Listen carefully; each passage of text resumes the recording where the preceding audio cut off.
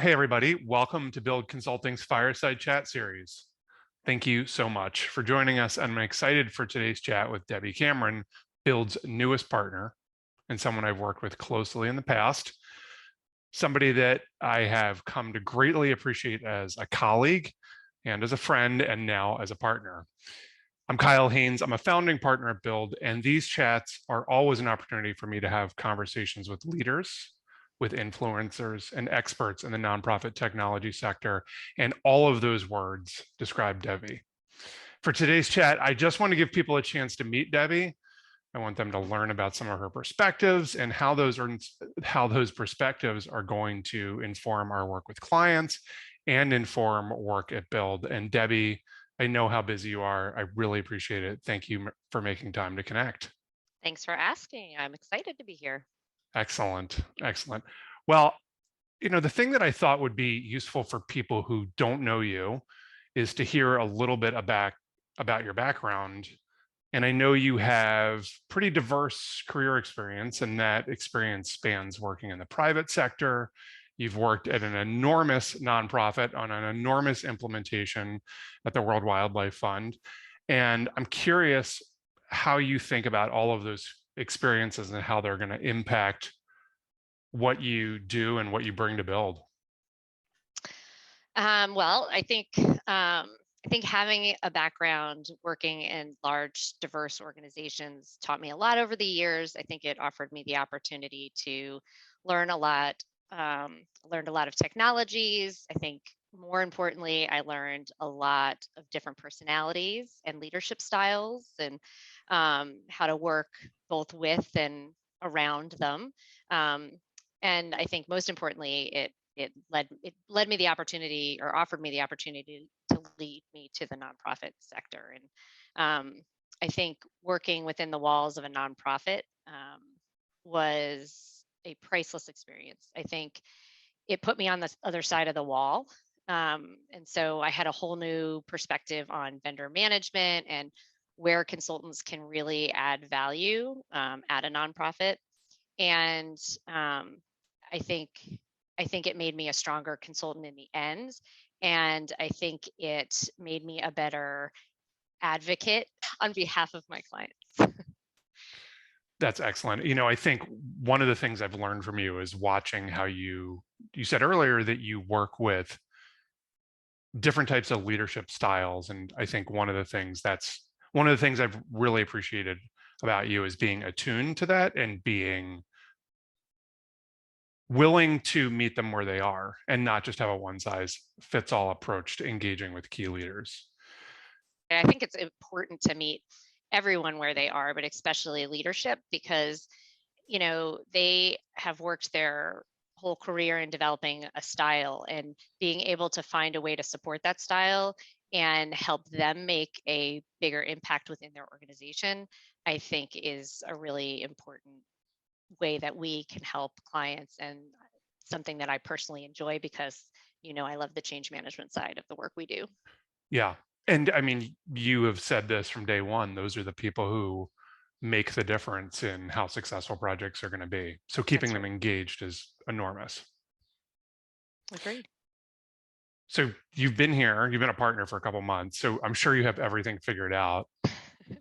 What's been interesting for you as you have become a partner? What's struck you as sort of unique about the way Build makes decisions and how we think about the ways in which we serve the nonprofit community? I mean, I think what I really like about being part of the leadership team, and what I've seen in the leadership team, is that just the amount of thoughtfulness that goes into how we iterate on how we approach projects, and how we are constantly taking in feedback on how projects went and client feedback, and that we pivot, and we are not set up to have to do things a certain way. We've always tried to right size for different clients, but from this perspective, I see more about the amount of thoughtfulness that goes into navigating how we deliver services to our clients. I knew as a member of the Build team how passionate the team is about serving nonprofits, but being in this position and working on a broader set of projects and interacting with all the different staff that we have, just seeing how much they care about our clients and their missions and what a motivator that is. I mean, it's fun because you know me, and that's always been a motivator for me.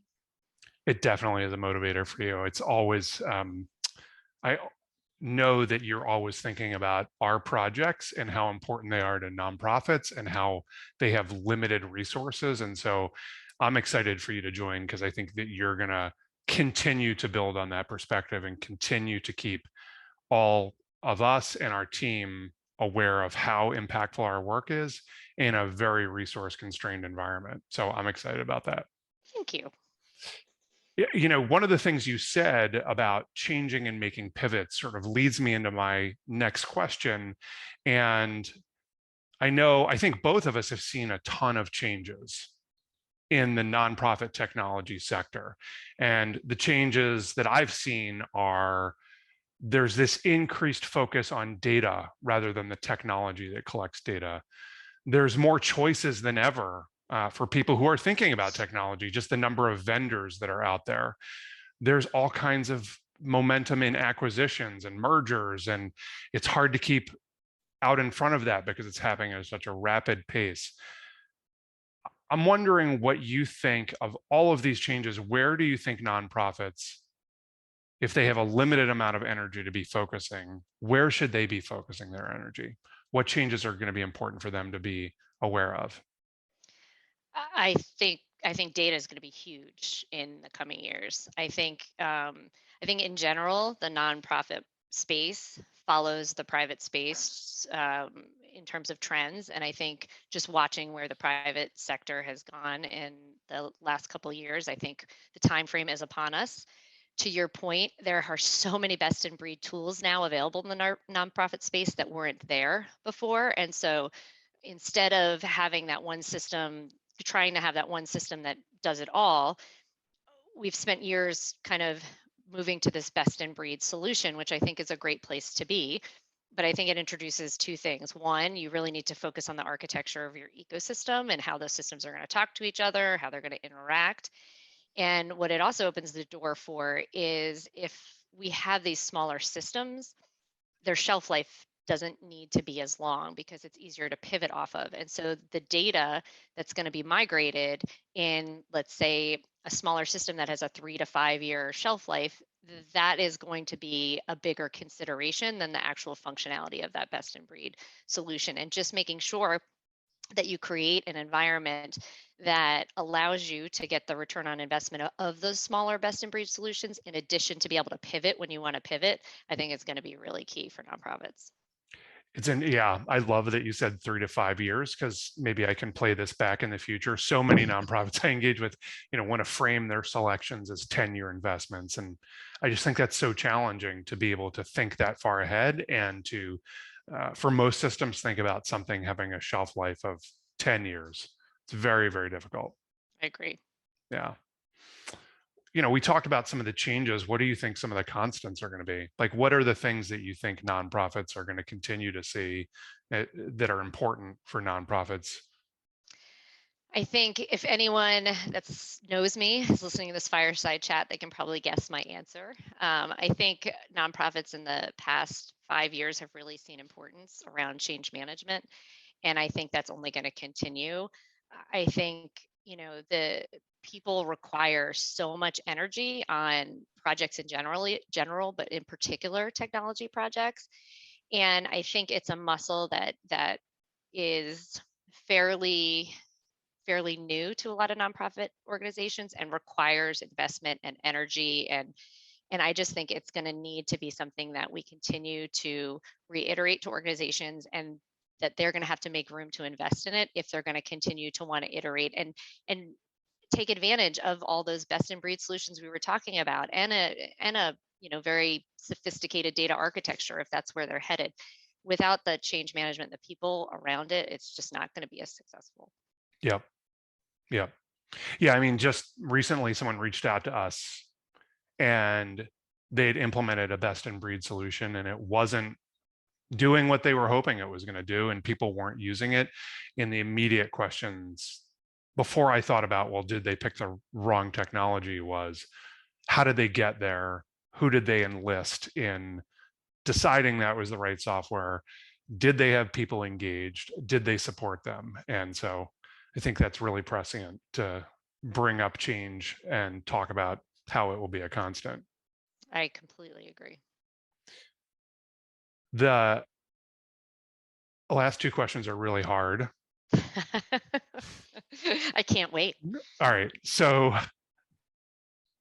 where are we going to most likely find you during your free time? What are the things that you do outside of Build? Well, I'm still in the throes of raising 3 kids. So you will most likely find me on the sideline of one of their sporting events. But if not there, you would likely find me either running or training, running a race or training for a race, or hiking with my family. Would we see you on the sidelines or hear you on the sidelines, or both? Well, it depends if my jersey's coming out that day. Okay. I would imagine we could hear you before we saw you. Is that That's fair? That's All right. fair. All right. Last big toughie. And again, thank you so much for making time today. So finish the sentence for me. My superpower is. My superpower, I would say it's really around planning. I think I use it in every aspect of my life. I think it's important to my work at Build because I think I'm good at it's a natural reflex for me to see what's coming next and plan for it. I agree. I have definitely experienced that, and the yelling part on the sidelines. Both of those I've experienced directly. Well, They're Debbie, equally as valuable. they're valuable in different ways and at different times. Agreed. I just want to thank you again for making time to connect today. It's been a while since we've done one of these fireside chats. It feels really good to be able to start it back up with you. For those of you who wait with bated breath for these fireside chats, we're going to take a little bit of a hiatus during the summer months because it's warm and who needs to be by a fire. But as the fall picks back up, we'll restart these. And thank you again, Debbie, and thanks everyone for joining us today. Thank you, Kyle.